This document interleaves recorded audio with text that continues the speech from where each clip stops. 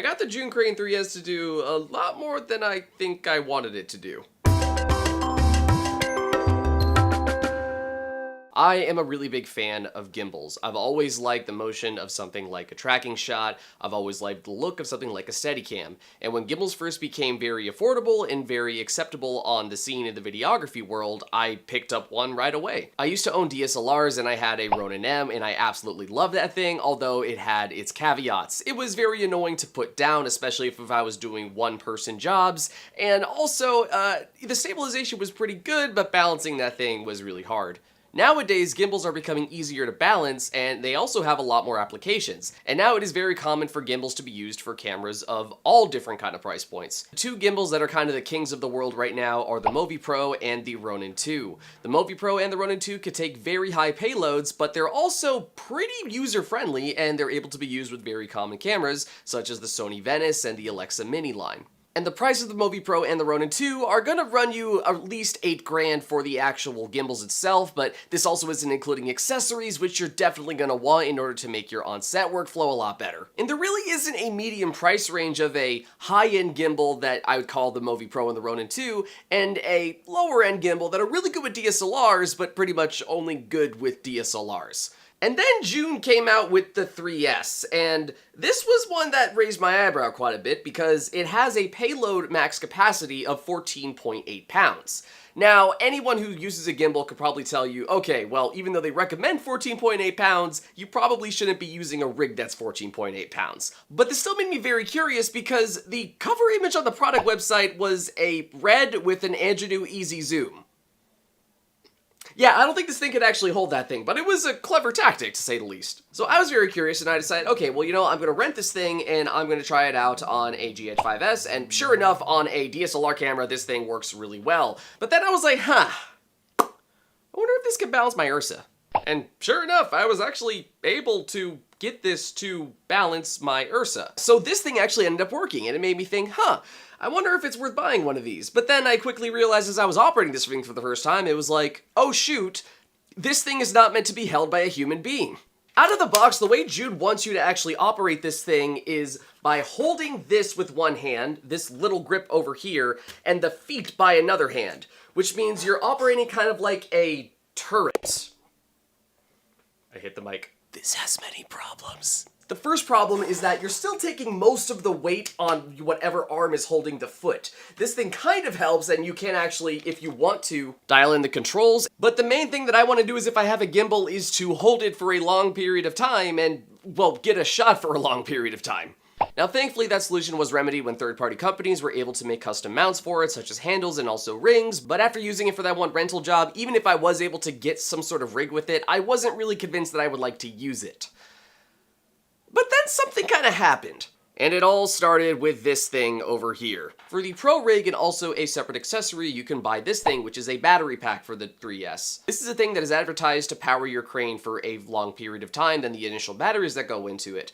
I, however, did not know exactly what this thing was, though, until further inspection. The way you're actually able to get power through the crane is over here via a D-tap port. And with the battery pack, you're able to get a D-tap cable with it. So the question was, hold on for a sec, I have my own batteries.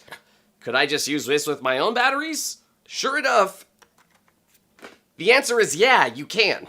This right here opens a lot of options to me because one of the bigger complaints that I have about something like the Ronin 2 or the Movi Pro is the proprietary batteries that you basically have to use for them. Now, there are ways for you to use other ones, but it's really highly encouraged for how the rig is built for you to still use proprietary batteries for them. But I thought if I could mount my gold mount batteries to the crane, then this means that I can power this with my own personal batteries, which also means I might be able to power my camera with my own personal batteries. There was, however, a slight hurdle, and that was this thing right over here. Now, for V-mount users, this is probably great, because the power pack basically has a V-lock bracket right over here, and the power pack comes with this accessory, which allows you to lock in the battery and then put this screw into this rosette-esque kind of thread right over here. As a gold mount user, I was very sad. I, however, remembered that, oh yeah, I have a V-mount to gold mount conversion plate for some LED lights that I own. So bada boom. So with parts online, I could actually hold the crane more, I get to power my camera with my own batteries, and I get to power not only the crane with my own batteries, but I could probably also power accessories as well too, such as a monitor or a wireless transmitter. And not seeing any other builds that were out there like it before, I decided that it was definitely something I wanted to try out myself to try to get this to work like a very cheap DIY-esque Movi Pro. Ladies and gentlemen, I am proud, and I really am proud, to present to you this beautiful monstrosity of a gimbal over here. Feast your eyes on the amount of absolute jank and massiveness and weirdness this thing is, and it encompasses pretty much, in all honesty, everything that I really want in a cheap gimbal that does the job for stuff that I want it to do. So first of all, we are using a small rig dual handle grip in order to actually grip to the bottom of the crane over here, still allowing to use the Zhiyun feet in order for us to hold this better. And holding it with two hands, surprisingly, from left to right, is much easier to do than holding it in the traditional way that Zhiyun wants you to. Now, there is an option to get a ring mount for the Zhiyun, and I actually purchased it. However, I find with heavier rigs, that thing was actually leaning forward with the gimbal, meaning that I was seeing that leaning forward in the shots. So I returned that thing, and because this has a better bite to it at the bottom, I find that this was the much better way to go, but I wish that there was a ring out to there because I want to do things such as mount this to something or pass it off to someone. If the only grabbing points are two hands, it's annoying, but it works. Oh my god, this is... Now this silver cable over here is the thing that's actually powering the crane, and on the back of it on the left and the right side, we have two gold mount batteries over to here, which could also be V-mount batteries with the V-mount plates. And looking back over here, this one is actually attached with an additional accessory. This right here is a NATO rail bar that actually has the same bite of the like small rig-ish rosette that's able to mount to the Zhiyun.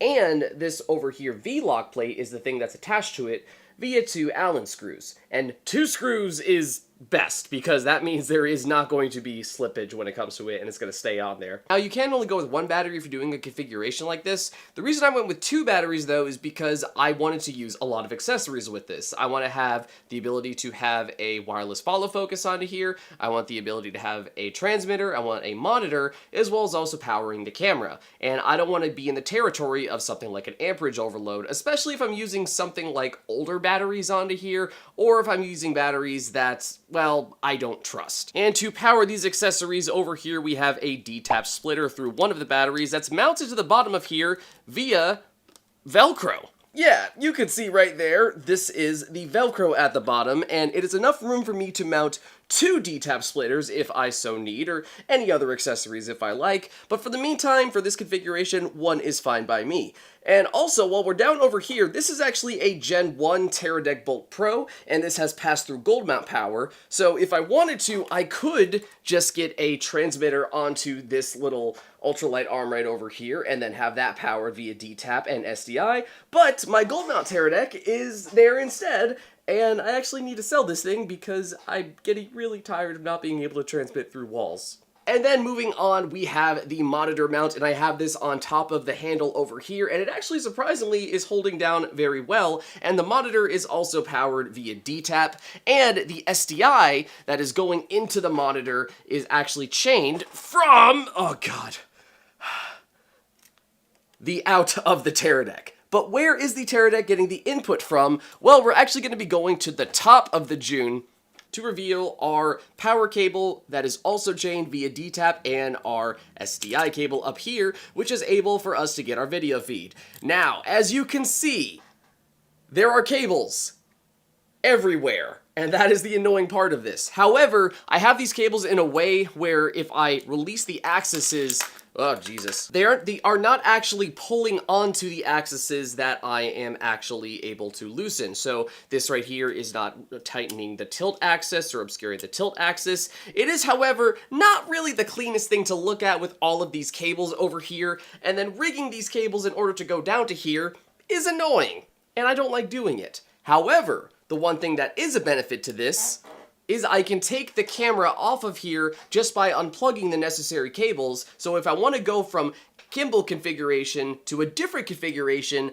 I'm not worried about adding all of these additional accessories that are onto here, and I can flow off and go to a more handheld situation or just go to a tripod. And I'm able to do that even more because on the top of the camera we have a wooden camera 8-inch dovetail, and this is really good because it is the smallest dovetail that I could find, but also it is the lightest dovetail, which means even though it does put some more weight, it is very easy for me to put a camera onto here that is going to have a bridge plate at the bottom or something that is able to take a ARRI standard dovetail for it to go on and off. Which means I do not need to be fighting with taking a quick release on and off again, or having a bunch of different Manfrotto quick releases that I just don't want to use for any other camera rig, unless if I'm only going to be using this gimbal for the entire day. I was able to balance that thing with my Ursa Mini Pro, as well as also an Alexa Mini with that said configuration. I also was able to balance these cameras with batteries in the back of this, and it was still able to take the payload for the most part. However, the thing that I ran into though is that even with the extension arm of the Crane out, it's still hitting the back of it with the batteries if I'm doing a tilt, and that is basically unusable. One thing that also helped is I have D-tap extension cables, so if I say were to put something like a Teradek, or if I was able to put some accessories on top of the camera, such as the actual power cable, I can use an additional 3-foot D-tap cable in order to make sure that I'm able to reach the entire length of the camera down to the bottom of that D-tap port.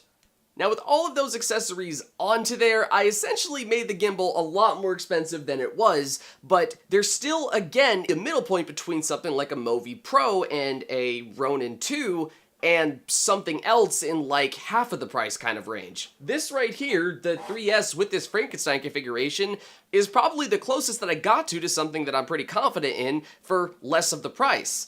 Now with that said, if I'm able to balance something like an Alexa Mini and a Red with this thing and have the necessary accessories such as a wireless follow focus and have a monitor, and I'm able to operate, will I be using the Zhiyun 3S for all of my jobs that require a gimbal? Is the Zhiyun 3S, with some additional help, able to compete with the Movi Pro and the Ronin 2? The answer is an astounding no. Dear Jesus God, no. No, it is definitely not in that kind of ballpark to compete with any of those gimbals at the moment. First of all, there are much more people that know how to actually work and troubleshoot with the Ronin 2 and the Movi Pro, but in addition, there's a lot more accessories that work with the Ronin 2 and the Movi Pro. Things, for example, like transmittable master wheels, making the Ronin 2 essentially a remote head, is something that is great, that I feel that Zhiyun's pseudo kind of wireless controlled thing cannot really compete with in terms of accuracy, but also usability with people that know how to use something like cinema wheels. The other thing is I was just able to get it balanced with a Mini and a CP2 and my personal camera. I cannot add anything else to what I added with those said cameras. It is just simply not going to work. It works for what it is right now, and I actually have used it for shoots, but the moment I need to add a little bit more payload to that means that yeah, no, it's probably gonna collapse. The other thing is just convenience when it comes to plugging things in. The cables that I have onto there definitely work for it, but having dedicated SDI and power ins on the Ronin 2 and the Movi Pro are just like so much better, so much more convenient, and the actual ring around the Movi Pro and the Ronin 2 are also, well, great. You can actually grip to them and the camera doesn't have any weird swinging kind of play unless if maybe you go way over capacity, meaning you can have things rigged to the top of the ring and the bottom of the ring, such as if you're going to be putting the ring onto something like a fluid head. I got the Zhiyun 3S because I just really like gimbals, I like the look, I like a lot of crazy camera movement, and for passion projects or very low budget, low stakes jobs, I still want that thing without having to either rent a Ronin 2 or rent a Ronin 2 with the tech. And I am very, very happy with those said results, even though it takes a lot of extra love. My name is Neil Guliano, and this has been KitFeed.